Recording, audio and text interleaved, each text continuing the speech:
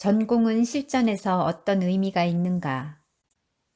대기업이든 중소기업이든 간에 신입사원이 대학에서 뭔가를 전공하였다고 해서 그 분야의 일을 잘할 것이라고 믿는 것은 절대 아니다.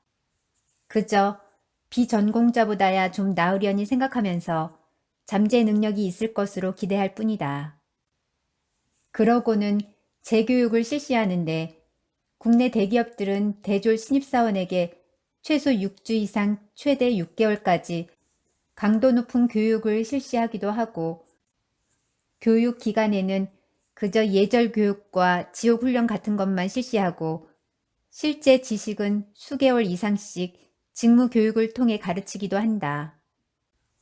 어떤 전산 관련 회사들은 전산 전공자들을 뽑아놓고서 10주 이상 전산 재교육을 하기도 한다.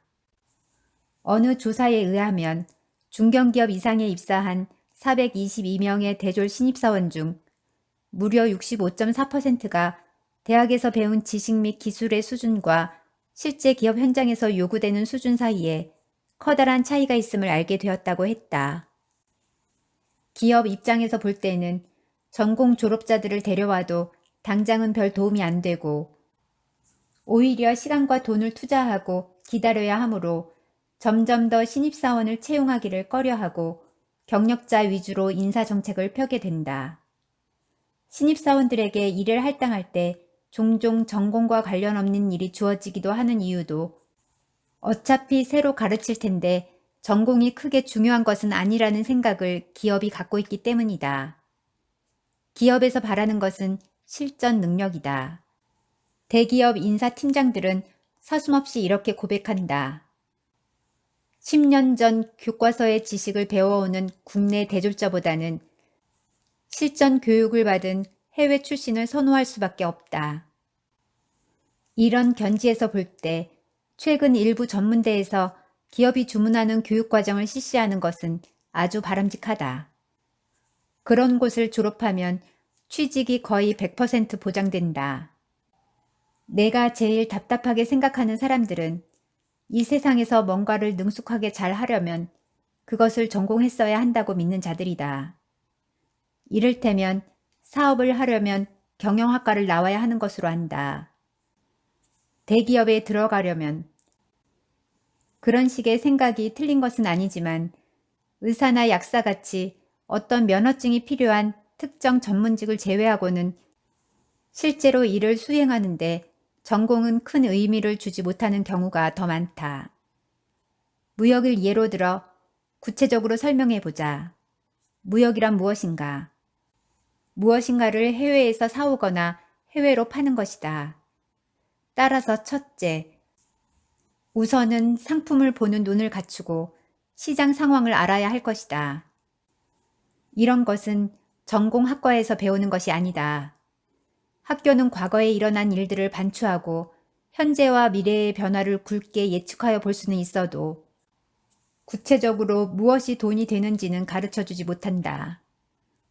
둘째, 의사소통에 문제가 없어야 한다. 외국어 능력이 탁월하여야 한다는 말이다. 보따리 장사를 하는 것이 아닌 이상 서류 하나에도 오자가 없어야 하며 잘못된 해석이나 영작은 절대 있어서는 안 된다. 외국어는 전공과 상관없이 혼자 배워야 하는 영역이다. 셋째, 돈을 언제 어떻게 보내고 받는지를 배워야 한다. 서류상으로는 완전 무결했어도 상대방이 나쁜 놈일지도 모르므로 결국은 돈과 상품의 인도 시기를 어떻게 맞추어 대비해야 하는지를 배워야 한다. 학교에서는 사기꾼들에게 대처하는 방법을 가르쳐주지 않는다. 기껏해야 클레임 처리하는 방법들인데 해결에 시간이 엄청 걸린다. 넷째, 관세를 절약할 수 있는 방법을 알아야 한다. 남미에 국산 화장품을 수출하는 친구가 내게 상대국의 관세 문제로 전화했을 때 내가 제안한 방법은 화장품 내용물은 수입업자 A에게 보내고 케이스는 수입업자 B에게 보내면 경쟁자들보다 관세 이득을 얻을 수 있다는 것이었다. 관세를 절약하는 방법은 학교에서 가르쳐주지 않는다. 다섯째, 협상에 능해야 한다. 학교에서 모든 상황을 예측하여 각각의 경우 어떻게 협상하라고 가르쳐 주지는 않는다. 실 예를 하나 들어보자. 내가 무역을 처음 시작했던 시기에 있었던 일이다. 신사의 나라 영국인들을 싱가포르 전자박람회에서 만나 물품을 주문했더니 선금으로 50%를 달라는 것이었다. 사람들이 믿을만해 보여서 나는 한국으로 돌아와 돈을 보냈다. 하지만 그 뒤 전화를 해도 팩스를 보내도 감감무소식이었다. 영국 대사관에 찾아가 조치를 부탁할 생각도 했었지만 그냥 포기했다. 나쁜 놈들을 상대로 싸우려면 언제나 진이 빠진다는 것을 경험적으로 알고 있었기 때문이다. 그리고 2년 후 나는 영국에 외화 밀반출을 한 것이 아니냐는 미치고 팔짝 뛸 의혹을 관세청으로부터 받았고 세무사로부터는 손해가 입증된 것이 아니므로 비용으로 처리할 수 없는데도 비용 처리를 해서 법인세를 포탈했다는 말을 들었다. 그때 내 입에서 나온 소리, 에이 땡땡. 내가 말한 것들을 무역학과에 가면 배울 수 있다고 생각하는가? 꿈 깨라. 차라리 코트라에서 하는 무역교육 코스 같은 것이 더 실용적이고 저학년 때부터 무역 실무에 대한 책들을 계속 읽고 배워야 하며 교과서가 아니다.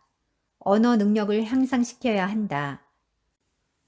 언젠가 독립해서 경영자가 되기를 꿈꾸는 자들 역시 경영학을 반드시 전공해야 하는 것은 아니다. 하버드 경영대학의 민츠버그 교수는 경영자의 역할을 세 가지로 구분한다. 첫째, 대인관계에 있어서의 상징적 대리인. 둘째, 정보를 취합하고 분배하는 통로자.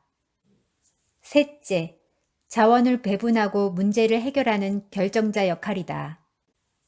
이런 역할들은 이론으로 배워 머릿속에 있다고 해서 수행되는 것이 아니라 몸으로 겪어가면서 체득하는 것이다.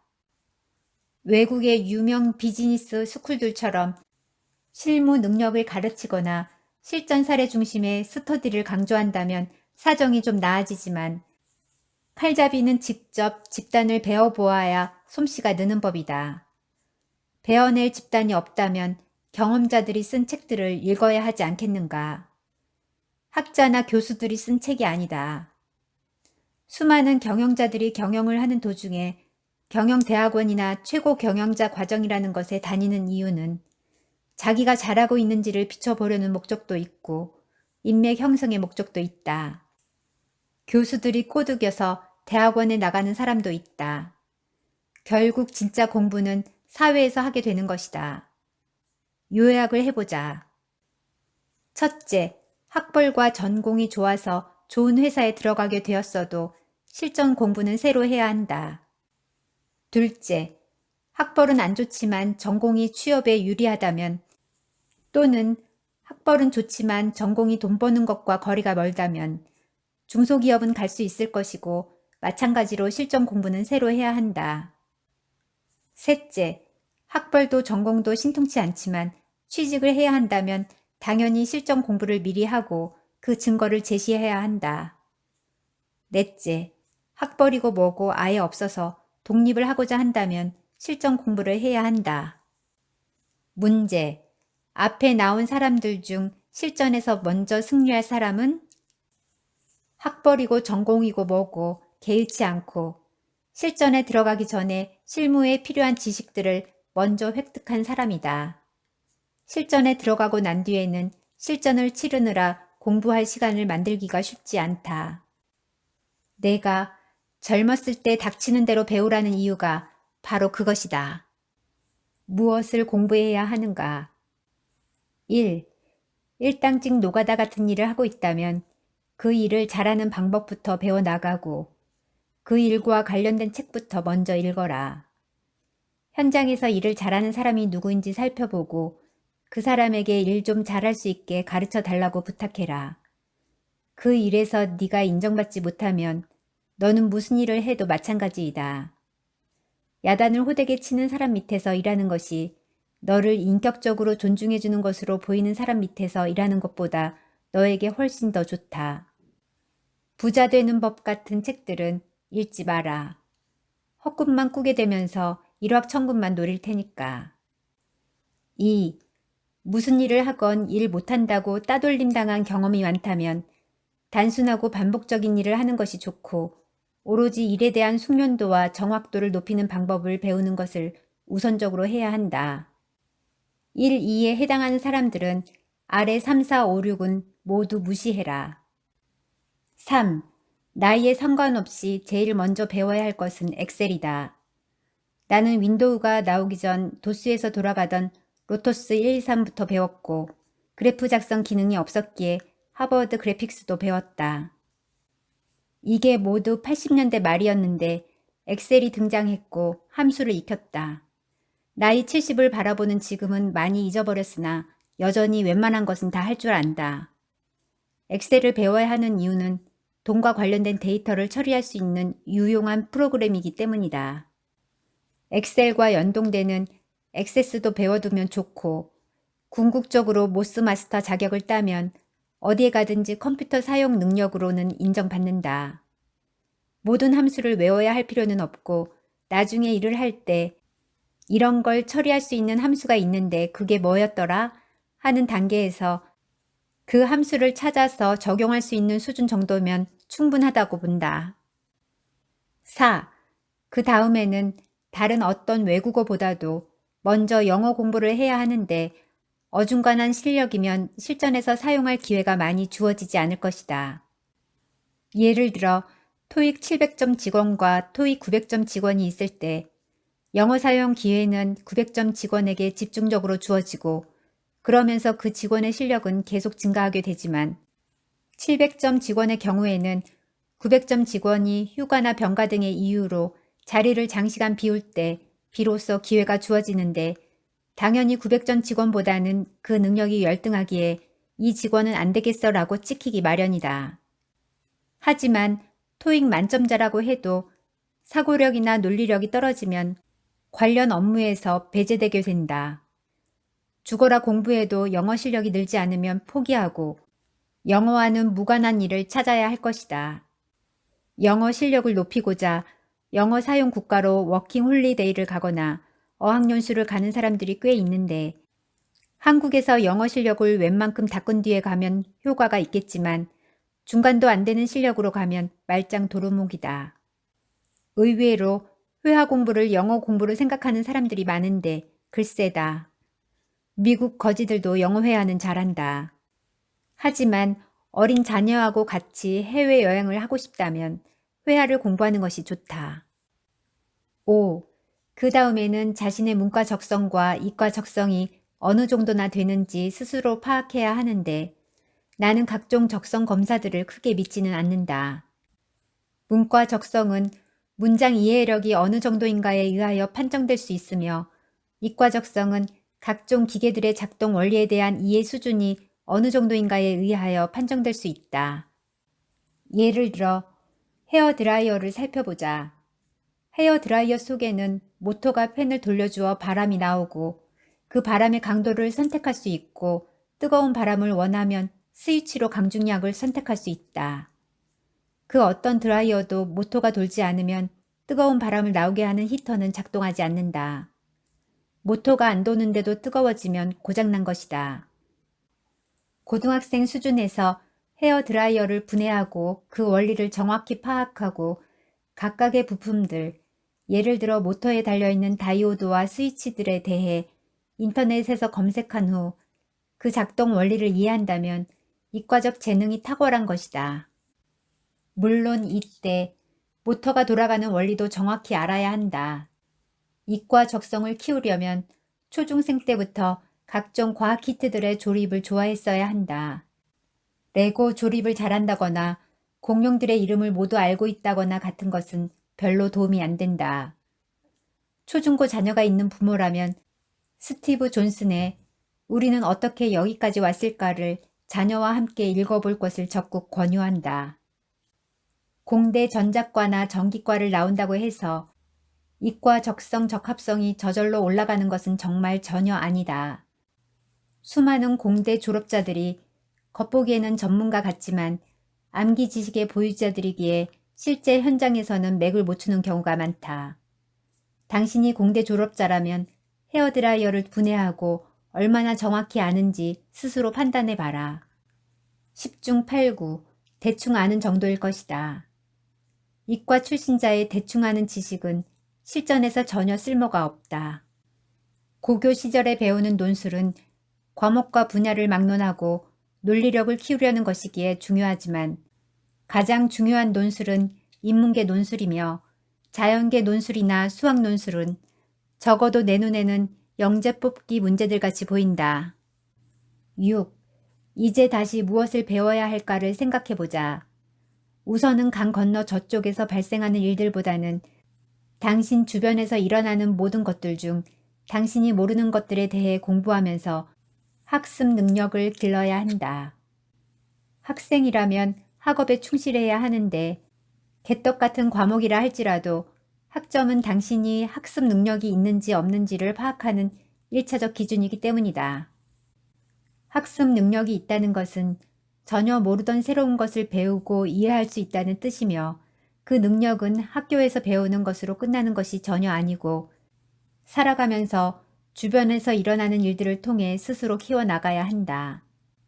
예를 들어 수도꼭지가 고장났을 때, 하수구가 막혔을 때, 화장실 환풍기가 고장났을 때, 생각지도 않았던 세금 고지서가 나왔을 때, 소송을 해야 하는 일이 발생했을 때, 어떤 계약을 해야 할 때, 그때마다 배워야 한다.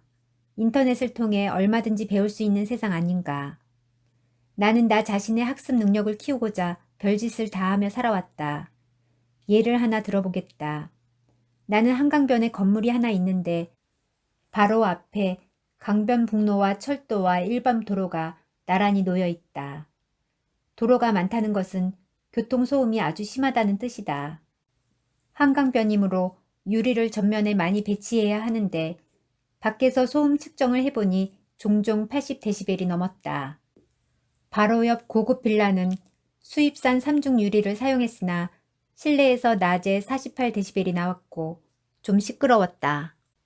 이는 곧 내가 클래식 음악을 들을 때 고음의 바이올린 소리를 제대로 못 듣게 된다는 뜻이다.